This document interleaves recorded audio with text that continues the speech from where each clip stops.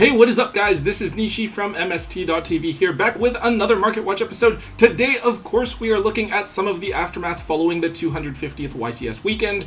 We had 3 YCSs happening simultaneously, and I think it really helped to solidify what decks are at the top of this format. We naturally had Sterna sitting at the top, which everyone kind of expected, but the rest of the format was a good mix of branded, Sprite, and Runic variants, and then of course a few other decks here and there that we've seen floating around. We did see quite a bit of movement with several cards, as certain techs have made a name for themselves and they may become staples for the rest of the format. Let's get started.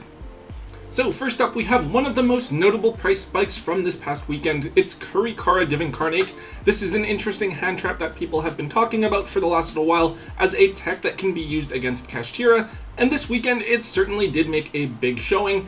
It showed up in a lot of lists in the top 64 at all 3 events, being in a lot of sideboards and even in some main decks as well. This is a card that you can special summon from your hand by tributing all face-up monsters that activated their effects on your opponent's main monster zones this turn, and then it gains 1500 attack points per monster tributed. Now, because you have so many effects that go off when you're playing Sterna, this card can essentially be a board wipe that can summon a big body onto your side of the field as well. And very notably, this card isn't a once per turn, so theoretically, you could use it multiple times in the same turn if needed. So with this card, I believe that the card is only really going to be useful in Sterna format, so once Sterna is hit on the next ban list, I think that Rika Divincarnate will definitely drop in usefulness. In addition, we have to talk about the 2023 Megaton announcements from yesterday, and how listed in the description is Battle of Chaos, Darkwing Blast, and Dimension Force as core sets, but no Power of the Elements. Maybe it's the case that we're just overthinking this, but I personally am inclined to think that maybe the reason we won't see very many Power of the Elements cards is because Konami wants to reprint some Sprite and Tearlament and Sterna things earlier, so they'll actually reprint them sooner than September. Now, all of that being said, we currently have the secret rares up at $30 for Rika. Weird, because they used to only be like $10 each, and then they were at $20 just a few weeks ago, and then now they've surged up to $30 following the YCS weekend. The Starlights are also up a little bit. They are now up at $200 per copy. All things considered though, while Rika might be a good card for the next month or two while Sterna is the clear best deck of the format, I personally am expecting the card to fall off considerably shortly after, and for its price to tank as a result. So if you don't need the card to play with at a large event, over the next couple of months, I definitely recommend offloading the card while it is so hyped up.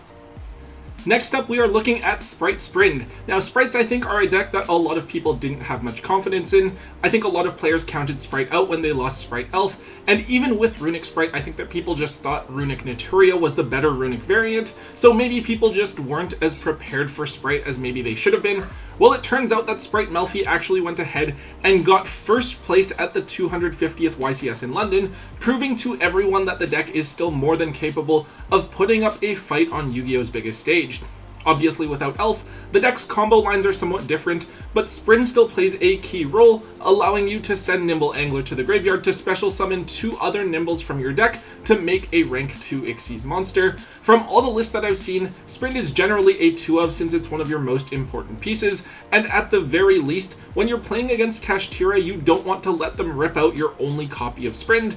Because so many people are now jumping back onto Sprite, Sprint has gone up quite a bit in price. I was actually looking at this card just last week and it was only around $9 or $10, but the card is now almost double that at $17 per copy on TCG Player. What exactly will happen with this card is hard to say. It is in Darkwing Blast, so theoretically it falls within the reprint range of the tins, but at the same time, if Konami does want to reprint a bunch of Sprite cards earlier than that so that they're reprinted prior to a specific ban list, then it would make sense if Sprint were reprinted earlier as well. Sprint is a typical meta card where you have to weigh the value of the card now and at your upcoming big events with how much you can potentially get for it in the future when the demand is arguably a lot lower. So whether you keep this card or not depends on what deck you're planning to play over the next couple of months.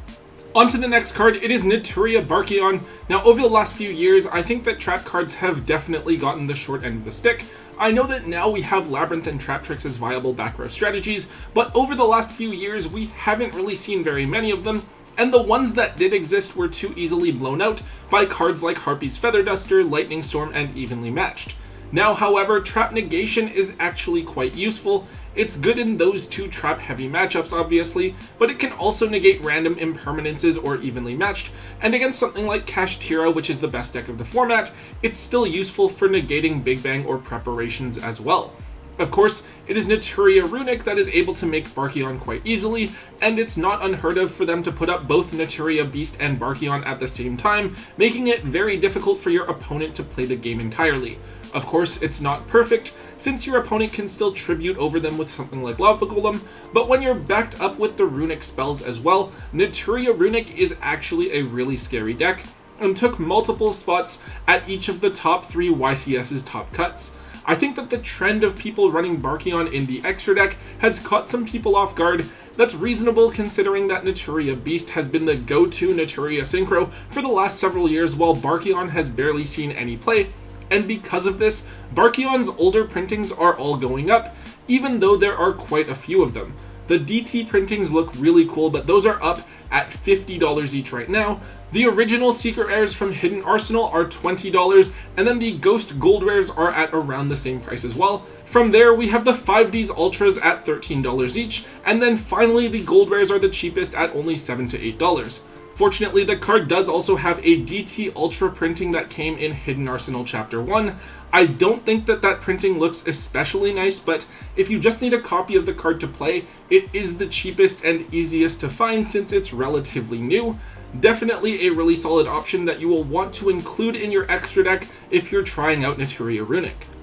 Next up is a card that we talked about just a couple of weeks ago, but it is something that we need to mention again. It is Beat Blademen For Hire. Now, when we last looked, the For Hire engine was getting some attention because of the Runic For Hire strategy, a runic variant that aimed to take advantage of the draw power and consistency of For Hire, while also using it to put up a couple of additional interactions. Beat was one of the most important pieces, allowing you to search for another For Hire monster from your deck. Now apparently, Runic For Hire has made quite an impression for a lot of players, as the deck managed to take a couple of top spots over the weekend, highlighted by Dinka Bui's Sprite Runic For Hire deck that made top 4 in London. When we looked at Beat a couple of weeks ago, secret rare copies were about $10 each, which was a lot considering that the card was usually around the $4 to $5 mark. Now, however, the card has basically disappeared from TCG Player, with the lowest listing right now for the secret rare at about 20, though there's still several sold listings showing the card moving for as much as $25. Now, aside from that, the Ultras haven't budged in price that much. There's been a lot sold, but obviously there's a lot more copies of the Ultra that are running around out there, so those are still down at $3 each.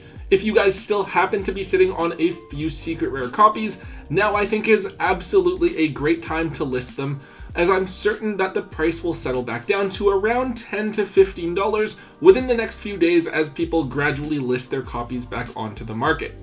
The next card we have is Rika Queen Sterna, and here we're looking specifically at the ultra rare version of the card. With reprints to Teardrop and Glamour, a lot more people are playing Rika Sanavalon, and we actually saw a couple of lists end up making the top cut over the weekend. One of the standouts that we saw was a list that ran 3 copies of Sterna in the extra deck. This seems a little bit odd, but actually Sterna is what gives the deck access to higher rank Xyz monsters as long as they're plants. If this card with Xyz materials is tributed, you special summon a rank 5 or higher plant Xyz monster from your extra deck or graveyard and attach it with this card as a material. Aside from that, this card also has a useful effect where you can detach a material from it to add a plant monster or a Rika card from your graveyard back to your hand, so that's some nice recursion as well. The card itself isn't too crazy. The Ultras are about $5 each right now, but that's a decent amount considering that they were only $1 as early as 3 months ago. Of course, there is the common as well, but this is a waifu deck, and players are going to want holo upgrades wherever they can while they're not too crazy expensive. Still, keep in mind that the commons are really cheap and affordable, so maybe if you have the deck just in a binder or something, and you're not necessarily playing the cards right now, you can offload the holos and buy them back when the price has cooled off. On to the next one, it is Dragunity Remus. So Dragon Link hasn't really been a deck for the last couple of formats. They've lost Alpi, Chaos Ruler, and Halki Fibrax, and those are 3 things that the deck was really able to abuse.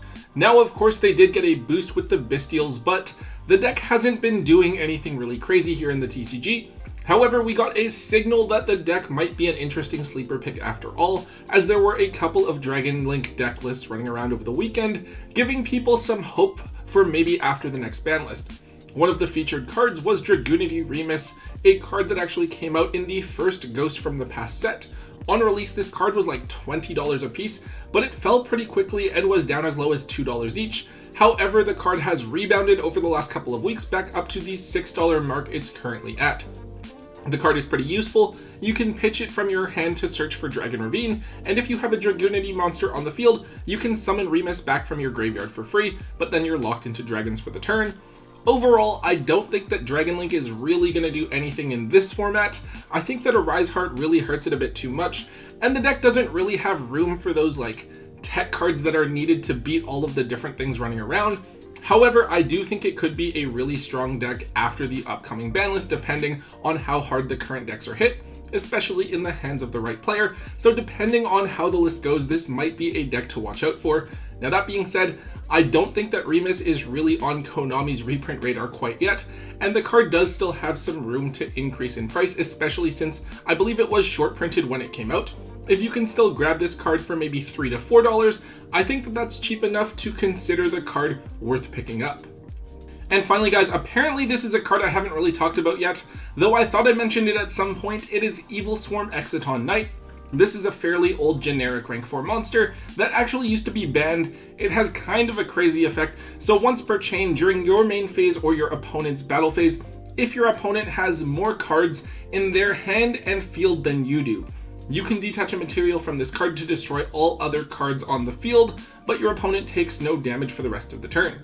So basically, this is a generic rank 4 option that helps you make a comeback when your opponent has card advantage over you, which is kind of crazy. There are a decent number of decks in the game right now that can make this card, but the main ones I think that are using this are Traptrix and Naturia Runic. Basically, this card can completely turn a game around, and I can imagine this card being especially devastating if you combined it with something like Dark Ruler No More to shut off your opponent's monster effects as well.